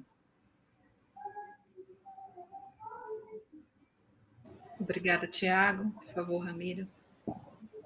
Bueno, la cuestión de la distribución y la adherencia de los docentes a esta política es una de las más difíciles de reconstruir. También nos interesa, hemos estado buscando por ese lado. En principio, uno de los indicios que tenemos, bueno, aparecía bien el decreto, que es que había un departamento de la dirección especialmente, digamos, dedicado en parte a la cuestión del despacho de los materiales. También entrevistando a una trabajadora, ex trabajadora de la dirección, que por ahí trabajó más tardíamente, digamos, cuando la dirección ya estaba cerca del final de la política de Filmstrip, nos comentaba que en el mismo lugar donde estaba la dirección, digamos, en el edificio, había también una biblioteca de materiales, digamos, donde los docentes podían ir a pedirlos y les serán entregados para que los lleven a las escuelas. Obviamente eso sería solo dentro de La Plata, ¿no? Funcionaría seguramente como algo local. Y después, recientemente, hemos visto en la revista de Educación, que era una revista producida, digamos, editada por el Ministerio de Educación de la provincia de Buenos Aires, por lo cual reunía un montón de cuestiones que tenían que ver con la política educativa de la provincia. En dos notas, digamos, una en el reportaje a escuelas, que era una sección en la que las escuelas comentaban, digamos, en una parte específica del reportaje, comentaban cuáles eran las políticas más actuales que estaban utilizando dentro de la escuela. Me llamó la atención que una escuela, no recuerdo ahora específicamente, creo que era de Pergamino, pero era una región del interior de la provincia, o sea, bastante alejada de las grandes ciudades, comentaba que disponía de un cinematógrafo y que utilizaba proyecciones fijas, lo cual implica que, digamos, llegaban por lo menos hasta algunas escuelas, estas eran todas escuelas públicas, ¿no? La posibilidad de tener aparatos de reproducción de este tipo de tecnología. Y después el otro testimonio es también en una nota de la revista de Educación, en la que un profesor, que en esta revista, digamos, publicaban profesores sobre las cuestiones que les interesaban, digamos, de cómo aplicaban cuestiones pedagógicas, habla de los filmstrip y cuestiona la cuestión esta que les comentaba de que no se puedan mover los cuadros. Él decía que prefería las diapositivas porque los filmstrip no permitían, digamos, la intervención del docente sobre el material. Así que ahí hay también un testimonio interesante sobre un cuestionamiento a los filmstrips, justamente por esto de la dificultad para que el docente tenga incidencia sobre el material. Pero todavía no tenemos otros registros. La verdad es que los archivos están bastante dispersos.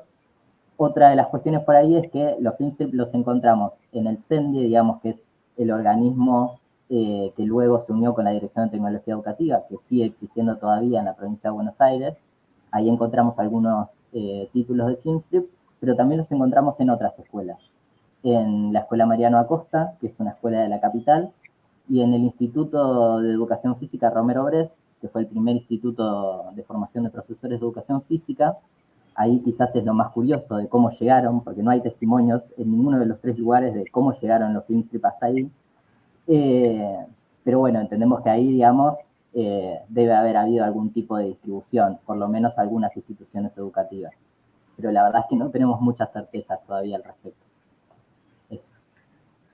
Muito obrigada, Ramiro. Tivemos curto atraso aqui, não é, por pequenos problemas técnicos, mas nós já passamos a palavra ao professor André Delban para os seus comentários.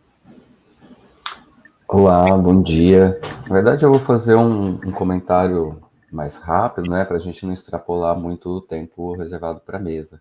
Primeiro, gostaria de agradecer a professora Kátia Braghini, né, pela confiança e no convite feito, né, para comentar um pouco sobre a mesa e dizer do meu contentamento também de me aproximar um pouco da rede ibero-americana de história de educação em ciências, né, que tem promovido aí diálogos tão profícuos entre a história da ciência e a história da educação, com ênfase aí nos estudos das ciências naturais, né. Me parece ser uma agência de grande importância para a guarda, conservação de patrimônio científico, assim como para pesquisa sobre a cultura material escolar, né? E essa mesa em específico, né, me chama muita atenção a temática dela, né, de renovação do ensino de ciências, né, a partir da cultura material, porque me parece que não se trata apenas de uma renovação do ensino, mas também de uma renovação do fazer historiográfico, né?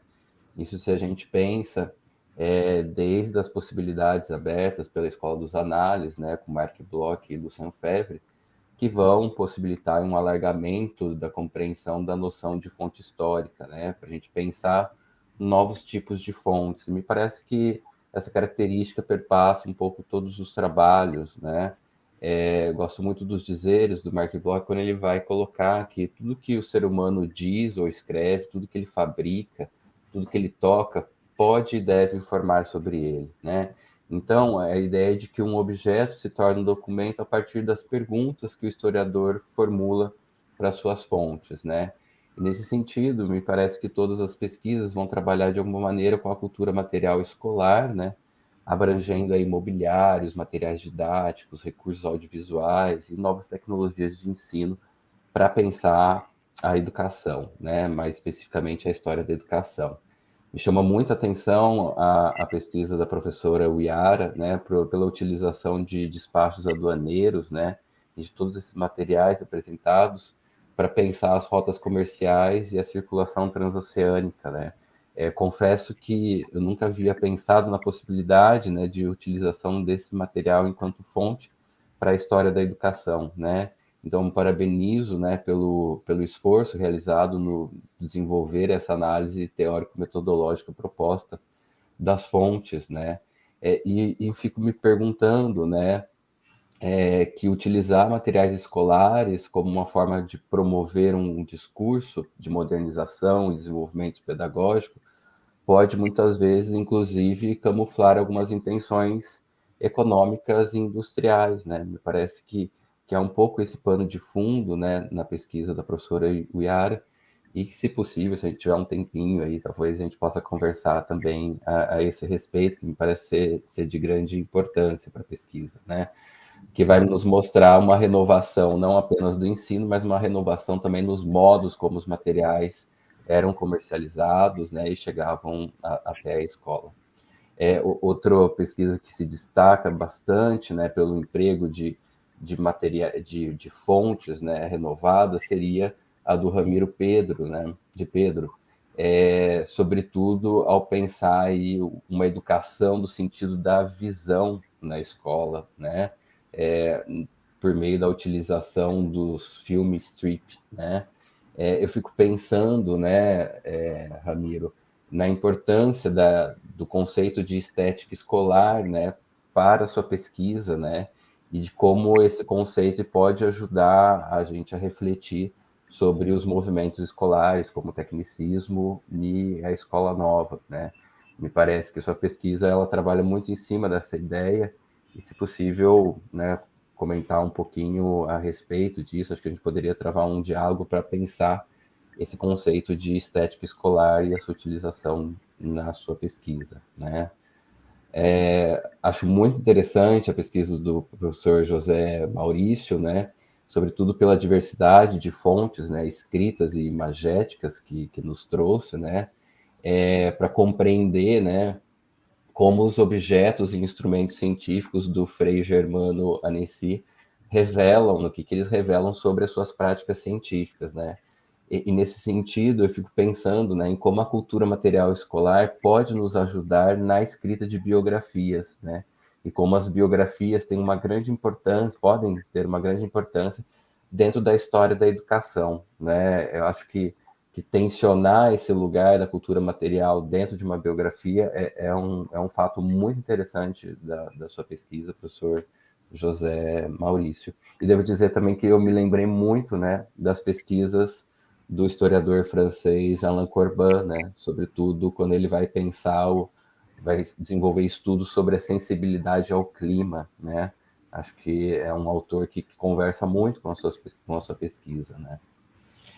Sobre a pesquisa do professor Tiago Rodrigues, né, ela nos mostra muito bem, né, como a conformação da ciência ou das disciplinas escolares não é algo neutro, né, mas é fruto de muitos embates entre saberes, linhas teóricas, autores, pesquisadores e agentes científicas, né.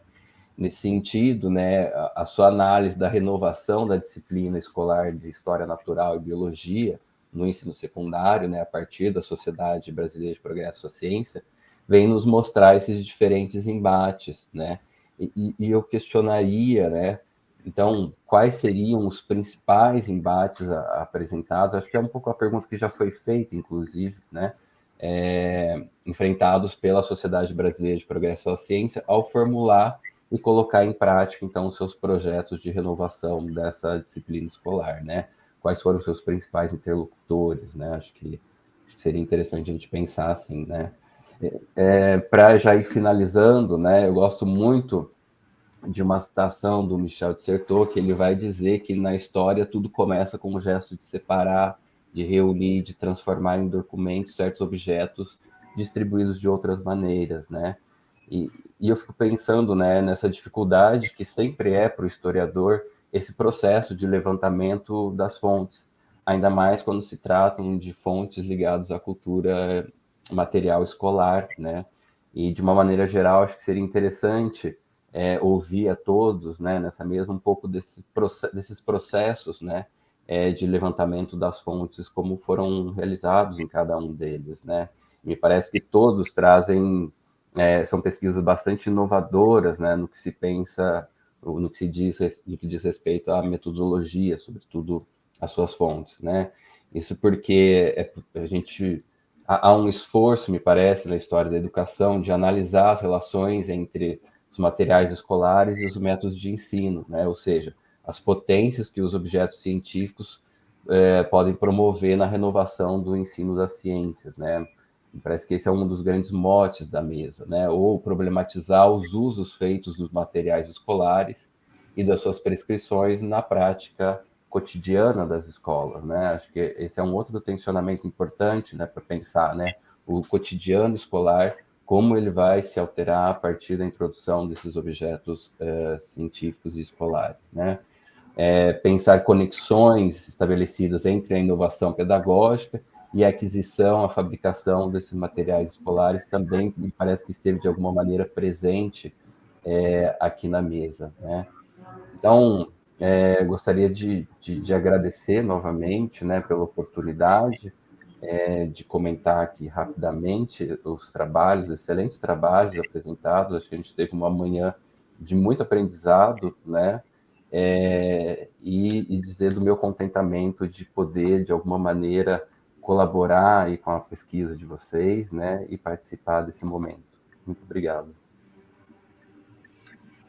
Muito obrigada, professor André. Seus comentários são daqueles que nos ajudam a avançar e estimula a olhar, não é, a partir de outras perspectivas também, não é? Sobre o seu comentário em relação ao meu trabalho, não é, muito generoso, eu entendo que essa abordagem, né, ela contribui para desnaturalizar esse modelo de escola, não é? Não é um modelo que sempre foi assim, que sempre existiu, né? Há condições materiais que nos ajudam a entender como é que este modelo se forja, um modelo de escola que de algum modo chega até nós, não é? E estas perguntas em torno da materialidade, elas contribuem significativamente para nós desnaturalizarmos, situarmos historicamente esse modelo de escola e, a partir da desnaturalização, questionarmos, né, outras possibilidades de se fazer escolas, né? Possibilidades de fazer escola talvez não tão perpassadas pelo universo urbano, né? E não tão perpassadas por algumas relações econômicas que podem criar, né, algumas possibilidades, mas também outros limites para a democratização desta mesma escola. Peço aos colegas que, se assim desejarem, façam comentários também breves. Sim, professor André, muito obrigado pelos comentários, né? Nós conseguimos perceber, através do levantamento das fontes, né, da Sociedade Brasileira para o Progresso da Ciência, no próprio site da associação, eles têm um repositório digital, também foram levantadas fontes na Hemeroteca Nacional Digital e algumas na Faculdade de Educação da USP, né? Nós conseguimos perceber, né, nesse trabalho, também um processo de desnaturalização da disciplina escolar, que ela foi fruto, né, de forjada de muitos debates, de embates sobre quais currículos, quais programas de ensino, conteúdos deveriam entrar ou não para compor este currículo, quais práticas deveriam ser consideradas as práticas mais oficiais, as práticas mais exemplares, as práticas mais modelares. E há dentro da Sociedade Brasileira para o Progresso da Ciência uma ampla defesa, né, de que a disciplina escolar ela deveria ser deslocada de uma história natural, de mais de prescrição e de observação dos seres vivos para uma biologia mais evolutiva, uma biologia mais experimental, uma biologia mais observacional dos fenômenos. Tanto é de que, em alguns artigos, nós encontramos uma defesa bem clara, né, de que o ensino de biologia deveria ser feito com laboratórios, em laboratórios e com microscópios, né, e de que a biologia evolutiva não deveria ser somente um conteúdo, mas a própria base epistemológica de organização da disciplina e das práticas dos professores. Obrigado. Obrigada, Tiago. Paso por ahí a comentar. Muchas gracias por las contribuciones. El concepto de estética escolar es uno de los cuales aparece como central en el trabajo, justamente por un lado por digamos, los filmstrips como un aparato tecnológico que entra en una escuela que hasta ese momento quizás no tenía tantas mediaciones tecnológicas más allá del libro de lectura, ¿no? O el pizarrón, junto con la cinematografía, por ejemplo, y el impacto que eso genera también en cómo se percibe al ambiente escolar, justamente en un momento en el que la modernización pasa a ser un concepto en el centro de la puja política, y también porque los filmstrips, digamos, son un discurso visual oficial, producido por el gobierno de las escuelas, hecho de imágenes.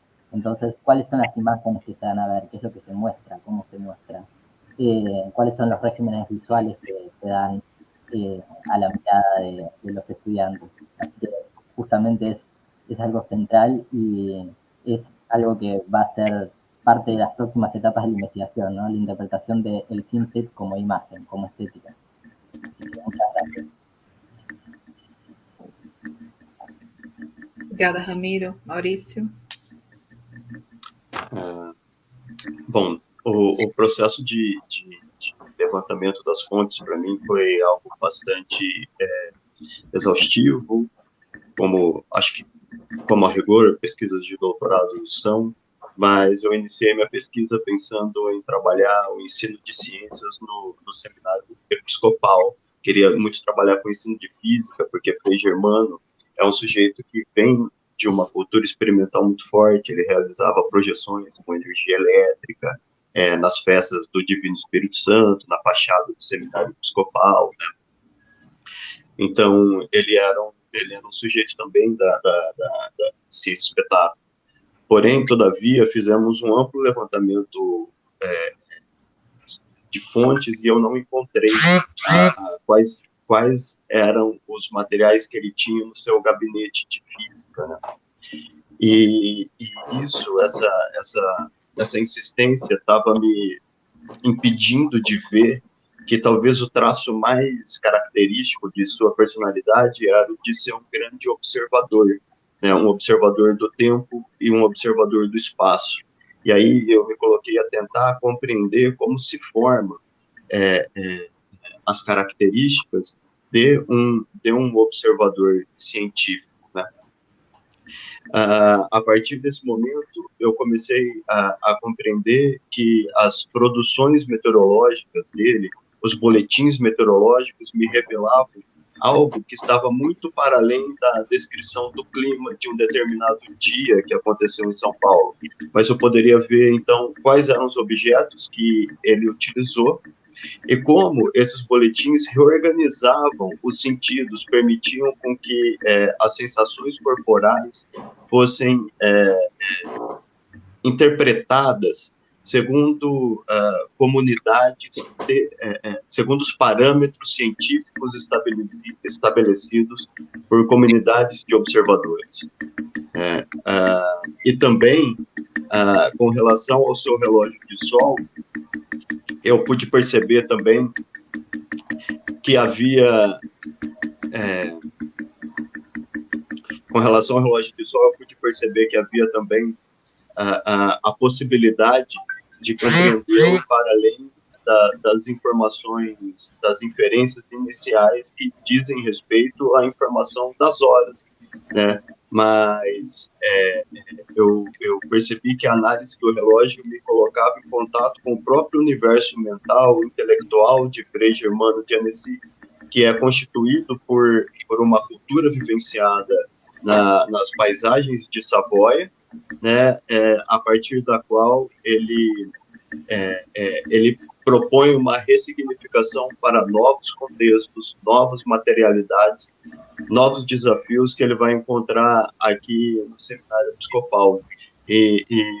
Então, eu acho muito interessante o que você pontuou, André, que sim, as fontes materiais, a cultura material nos permite um acesso para construções de biografias históricas, né? Ao mesmo tempo, essas biografias históricas permitem novas abordagens à cultura material e material escolar para a gente pensar a história das ciências e a história do ensino de ciências. Muito obrigada, Maurício. Uma satisfação ter dividido essa mesa, esse espaço aqui com vocês. Obrigada também, professor André, pelos seus comentários tão ricos, professor Ramiro, Tiago Silva. Agradecemos também a audiência pela participação, pela paciência aqui, pelos momentos partilhados. Nós teremos a nossa próxima mesa às 11 horas e nos despedimos com grande satisfação pelos resultados do trabalho aqui apresentado. Bem, gente, terminamos aqui a mesa 3, excelente, adorei ficar na audiência com vocês e voltamos daqui a pouco, tivemos um atrasinho, como vocês podem ver, mas estamos tranquilos, né? Na mesa 4, Cultura Científica e Ensino, e eu espero todos vocês às 11 da manhã, porque só tem mestres, né, nessa mesa. A professora Carolina Valenzuela, o professor Kazumi Monakata, a querida Rosa Fátima de Souza, a professora Maria Cristina Zancu e o Reginaldo Meloni, com os comentários da professora Ermelinda Pataca. Então, daqui a pouco a gente retorna. Muito obrigada e voltamos já.